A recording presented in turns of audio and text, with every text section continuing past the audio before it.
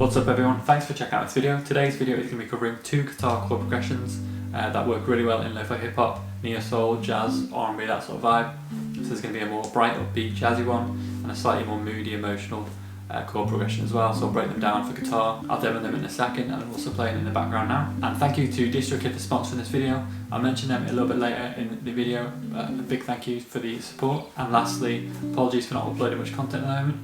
I just moved into a new house and I'm in a temporary studio in this room, but I'm working on my permanent studio in the loft, which will be ready in the next few weeks. So I'll have a lot more videos coming out, so more tutorials on mixing, mastering, making lo-fi beats, guitar progressions, that sort of thing. So yeah, I'll just demo the first chord progression and then I'll break it down after it, and then demo the next one and break it down after it again.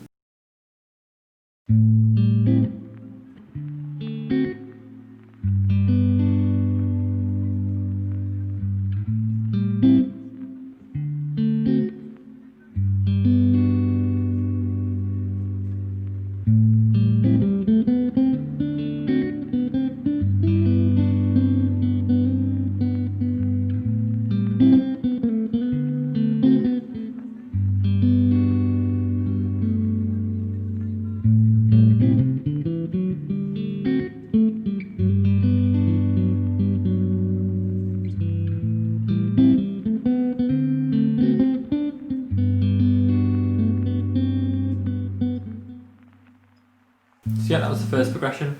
Quickly before I break it down, a message from the sponsor of this video, which was DistroKid. I spoke about them before for many reasons, but today I'm just going to touch upon one of my favourite things, which is the collaborations feature. So basically that means that if you collaborate with an artist, you can both set up how much percentage of the track goes to each person. So if that's 2 people or more, as many as you want, you can split up the percentages in any way you want to automatically pay that person for the song's royalties when it's been collected by DistroKid, which is a great feature because you don't want to be paying other people. So with their split feature, it's super easy. You just invite the person, and if they're a member of DistroKid, they just put in the code and they're automatically assigned it. Or if they're not a member, they can join for as little as $10, and then the splits automatically go to them. Even if they're not on DistroKid, you can assign it to them, and then once they join DistroKid, they'll collect them. Or if they never collect them, then you can just go back and take them for yourself. So yeah, all in all, it's a flexible way to collaborate with as many artists as you want, with as many different splits as you want. Dead easy to do. If you want to check out DistroKid, please click the link in the description down below, which will get you 7% off your first year. Or if you want any questions, feel free to hit me up. But yeah, here is the guitar chord progression tutorial for the progression 1. So this was a 2-5-1 progression in the key of G major. So we're starting off with the A minor 7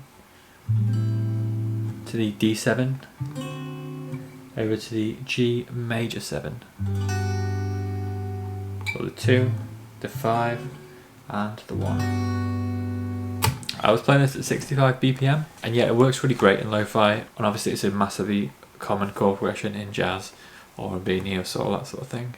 So I'm starting off with one of my favourite voicings of the A minor 7, which is the root note on the 5th fret, the A, and then muting the A string, and then playing 5th fret, 5th fret, 5th fret on the D, G, B strings.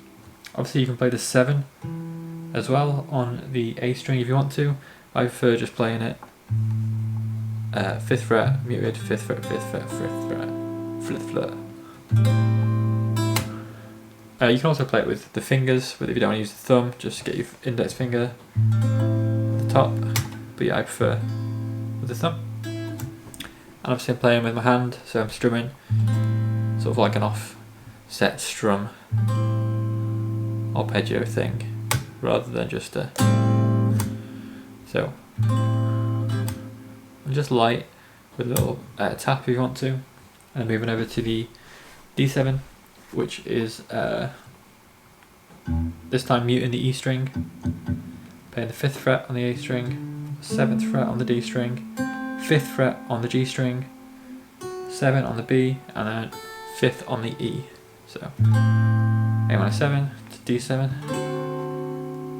and again just sort of light 2 plucks, and then over to my favourite voicing of the major 7 type chord, which is root position with G on the 3rd fret, which I'm playing with my thumb, and then I'm playing the muting the A string, 5th fret on the D string, 4th fret on the G string, 3rd fret on the B string, and 2nd fret on the E string. And really warm, full chord. That one for one of my favourite voicings for open chords.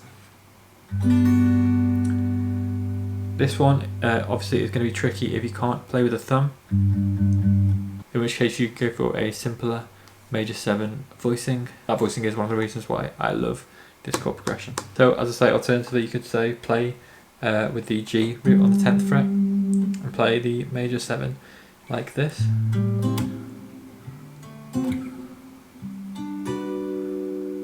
So this voicing obviously doesn't need the thumb as the root, so you can play the root on the A string 10th fret, then 12th fret on the D string, 11th fret on the G string, 12th fret on the B string, and if you want to you can play the 10th fret on the E string. So that's that, and then as I say, the key was G major. So with the little solo, I was just playing the G major chord progression, which fits really nicely. So yeah, I'm just pretty much running through the scale. Have a play around with it, see what you can come up with. It's really nice to jam on this chord progression with the G major scale. As a side note, I will be breaking down more licks and riffs in later videos once I've got my studio set up. There's a few videos in the works already that I just need to finalise, so that is incoming, but for now, here is chord progression number 2.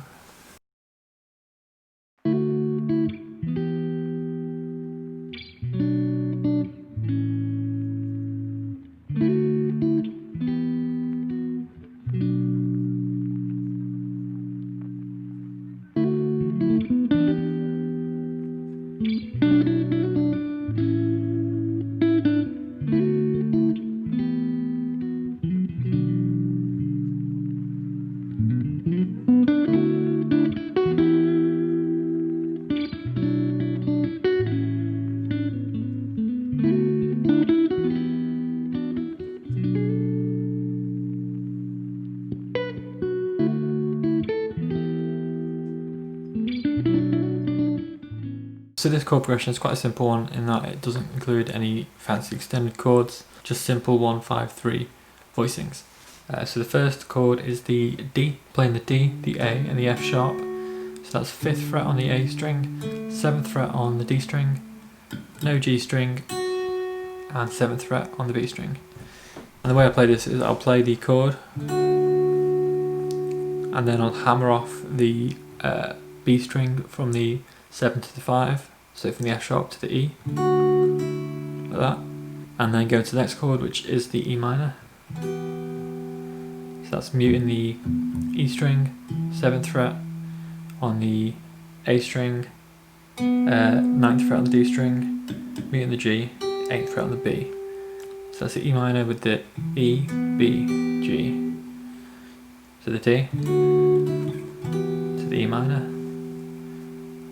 And then sliding this position down to the 2nd fret, which is the B minor.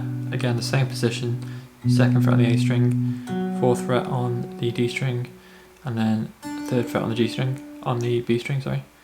And that's the B minor. And then from the B minor over to the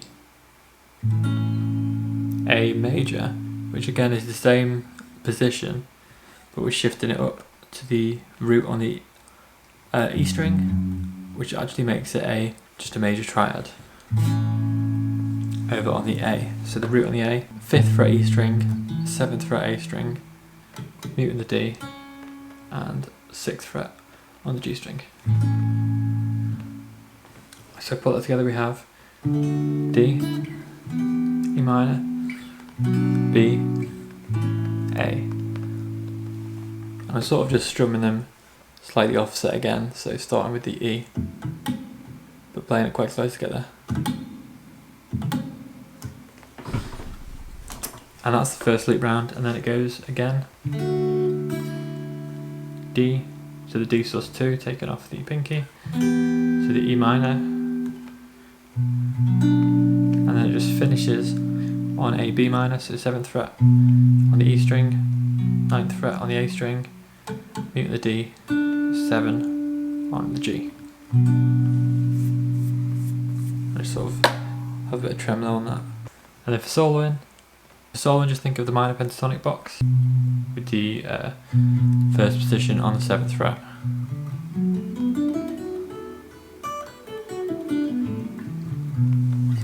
And I'll probably be making this into a full track, so when I do, I will break down the solo that I finish on, which will be similar to what I played, but probably a bit longer. So I'll break that down with tabs when I have it. But that's it for today, thanks for watching.